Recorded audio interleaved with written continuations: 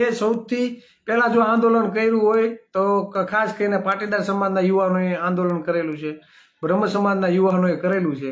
તો જો મહિનાથીમાં રિઝલ્ટ આવ્યું, સરકારે એના ઉપર એક્શન પણ લીધી, બરાબર, કે હવે લવ મેરેજ કરવા માટે મા બાપની પરમિશન લે. તો એ લોકો આંદોલન કરે કેમ રિઝલ્ટ આવે છે? આપણે હું અહીં મંજીરા વગાડવાના છે? હે? એ લોકો આંદોલન કરે તો તાત્કાલિક રિઝલ્ટ આવે છે.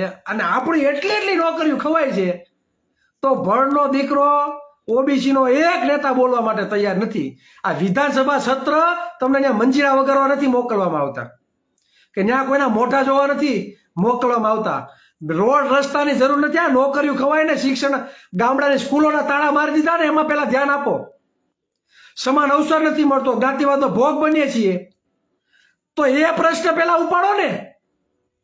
ખાડાય છે તો હાલીને વહી જવું ભાઈ. ગામડાના ખેતરની ગાડીઓમાં હાલીને ગયા છીએ. આપણે ગામડામાંથી આવેલા લોકો છીએ, ગામડામાં રહેલા લોકો છીએ, હજી પણ ગામડામાં રહીએ છીએ.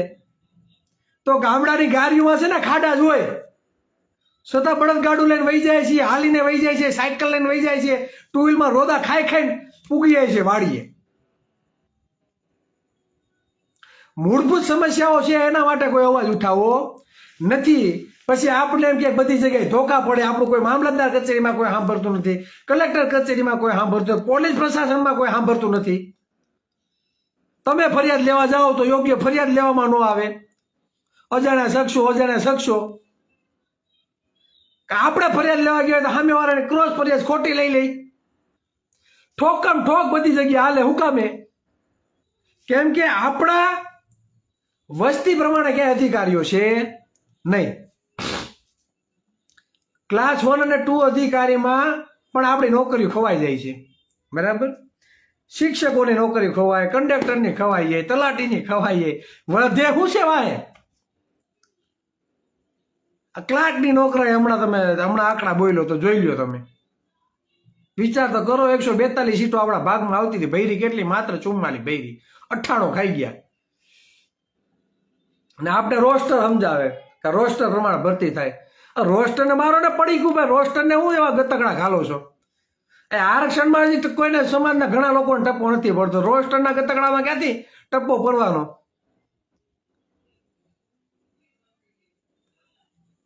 અને અમે કોઈના ભાગનું છીનવા નથી માંગતા. તો વસ્તી પ્રમાણે આરક્ષણ કરી દો. જેની જેટલી વસ્તી એટલો એનો બધી જગ્યાએ ભાગીદારી હોવી જોઈએ. દરેક ક્ષેત્રમાં કરી દો ને, અમને ક્યાં વાંધો છે? જેના જે ભાગનું હોય લઈ જાય, એટલે કોઈને અન્યાય જ ન થાય.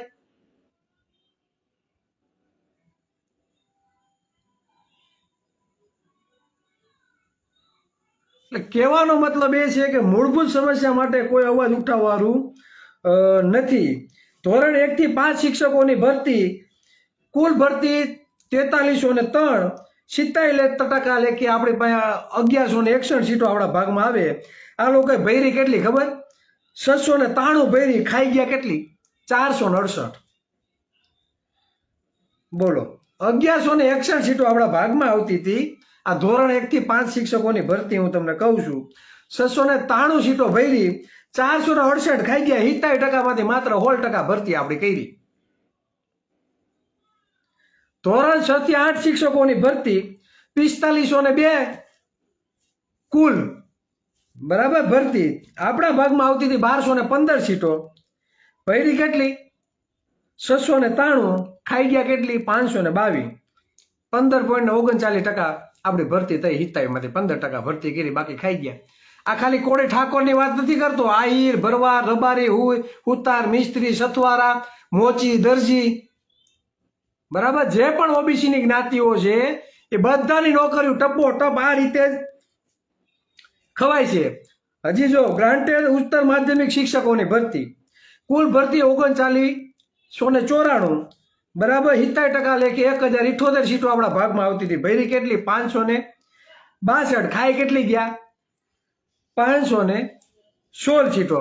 એટલે 14%, 70માંથી 14% ભરતી કરી.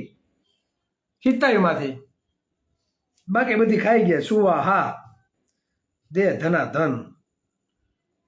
બોલો, કોઈ એટલે કોઈ અવાજ ઉઠાવવાનું નથી. મને એ નથી ખબર પડતી, બરાબર, કે આ સમાજ જાશે ક્યાં? અને જે નેતાઓને આપણે વિધાનસભામાં મોકલા છે એ સિક્કા પાડવા સિવાય બીજું કાંઈ કરતા નથી. કોઈનું બેસણું હોય તો ન્યા જાહે, બરાબર, કોઈનો લગ્ન પ્રસંગ હોય તો ન્યા જ મોઢું બતાવવા જાહે. કાં કોઈ સમૂહ લગ્નમાં 11,000, 10,000, 50,000 કે 25,000 રૂપિયો ફાળો લખાઈ દે એટલે ન્યાનો સમાજ રાજી થઈ જાય. હા ભાઈ, અમારા સમાજના નેતાએ 51,000 ફાળો આપ્યો, 25,000 ફાળો આપ્યો. પણ આ એટલી નોકરીઓ ખવાય એના માટે કોણ અવાજ ઉઠાવશે? હે, જે સમસ્યા આપણી છે એ સમસ્યા માટે કોઈ બોલવું નથી. હમણાં વિધાનસભા સત્ર પૂરું થઈ જાય, બરાબર, અમે રજૂઆત કરવા જાય તો આપણે પરમિશન આપતા નથી. એટલી તો ફાટે આ બધાની.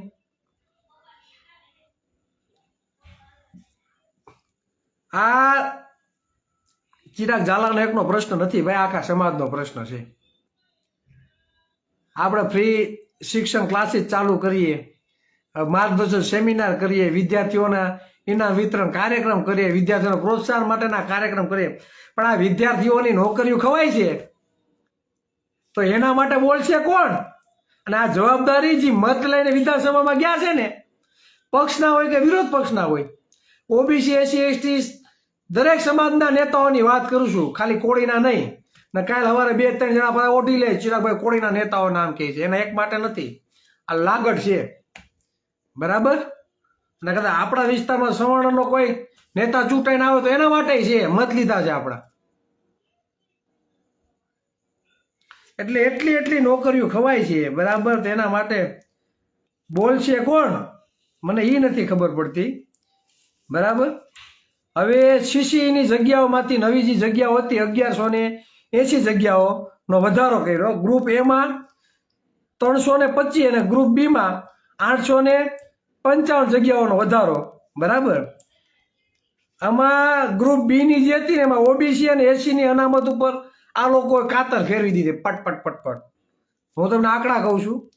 855ના 70% મુજબ ઓબીસીના ભાગમાં 230 સીટો આવે. એની સામે જાહેર કેટલી કરી ખબર? 230ની સામે માત્ર 121 સીટો જાહેર કરી. વિચાર કરો તમે, 109 સીટો આપણી ઓછી ભરેલી, 70%માંથી માત્ર 14% સીટો આપણી ભરી. એટલે 60% વસ્તી 70% આરક્ષણ મળે છે અને 70% લેખે ભરતી નથી થતી. એ જગ્યાએ ઈડબ્લ્યુએસની 10% વસ્તી છે, 10% આરક્ષણ મળે છે. એ જ રીતે એસસી સમાજને 15%, આદિવાસી સમાજ એના વસ્તી પ્રમાણ મળે છે. આપણે 60% સમૂહ 70% લેખે આપણે ભરતી થતી નથી, બરાબર. એસસી સમાજની 7% અનામત મુજબ 59 સીટો આવતી હતી, ભૈરી કેટલી ખબર? માત્ર 26-33 ખાઈ ગયા.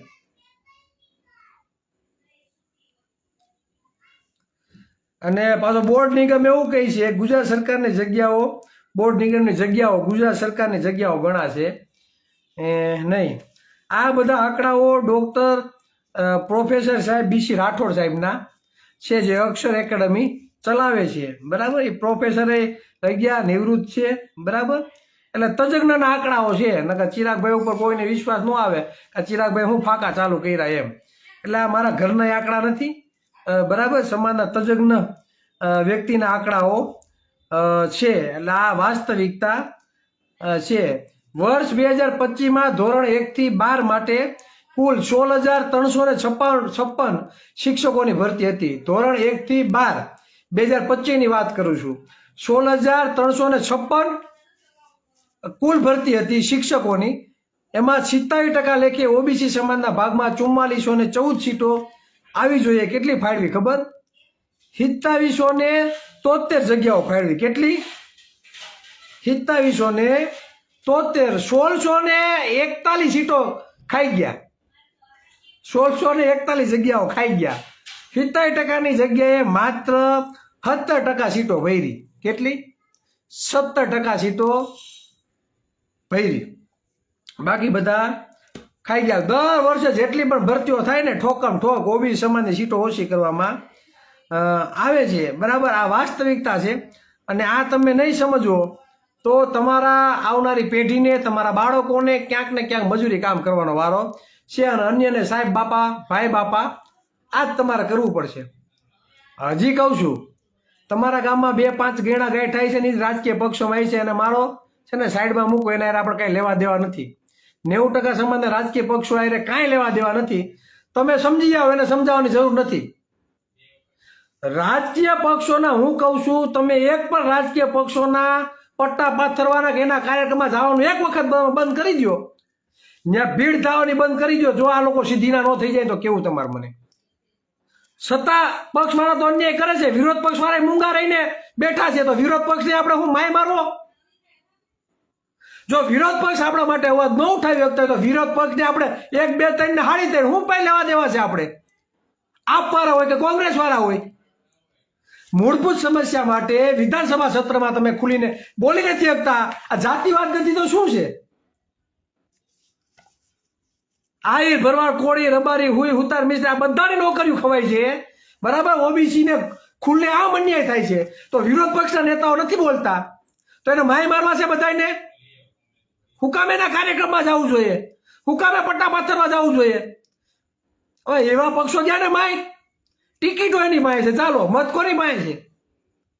સત્તા મતે તમારા મતથી સરકાર બને છે, તમારા મતથી વિરોધ પક્ષ બને છે, અને તમારી ખુલ્લે આમ નોકરીઓ ખવાય છે, અને તમે બધા મૂંગા થઈને ઘરમાં બેઠા છો. હજી કહું છું, હાથ જોડીને કહું છું કે રાજકીય પક્ષોના પટ્ટા પાથરવાનું બંધ કરો. આખો સમાજ એક બાજુ વહી જાઓ, 90% સમાજ એક બાજુ વહી જાઓ. આવો અમારી સાથે સપોર્ટ કરો અમને. ગામે ગામ આપણે યુનિટી બનાવીએ, આપણે ટીમ બનાવીએ. અને દુશ્મનો જે આપણી નોકરીઓ ખાઈ ગયા ને, જો ઘૂંટણીએ ભર ન લઈ દઈએ તો આપણે ઓબીસીના, આપણે પણ કોળીના દીકરા નહીં.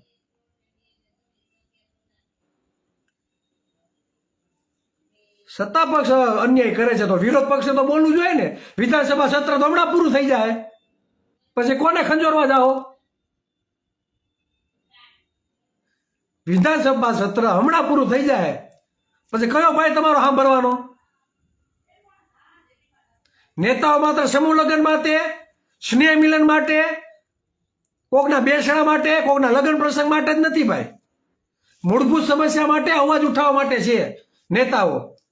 કોઈ સામાજિક પ્રસંગમાં નહીં આવે, કોઈ મરણમાં કે લગ્નમાં નહીં હાલે તો પોહા હે, પણ જે મૂળભૂત સમસ્યાઓ છે, જે આપણા સમાજના પરિવારોની જે નોકરીઓ ખવાય છે, એના માટે અવાજ નહીં ઉઠાવે તો એવા ઓબીસીના નેતાઓને ધોઈ મારવા ભાઈ આપણે? દર ખેલે એમ કે ભાઈ નથી બોલવું તો સારું ભાઈ, આપણે કઈ શા માટે આપણા નેતાઓને વિશે, ઓલા ઓબીસીના નેતાઓ વિશે ખરાબ બોલવું? પણ ખુલ્લે આમ નોકરીઓ ખવાય છે તો કરવાનું હું? તમને પ્રોટોકોલ નડે છે, તમારા પ્રોટોકોલમાં આખા સમાજની પત્તે ઠોકાય છે.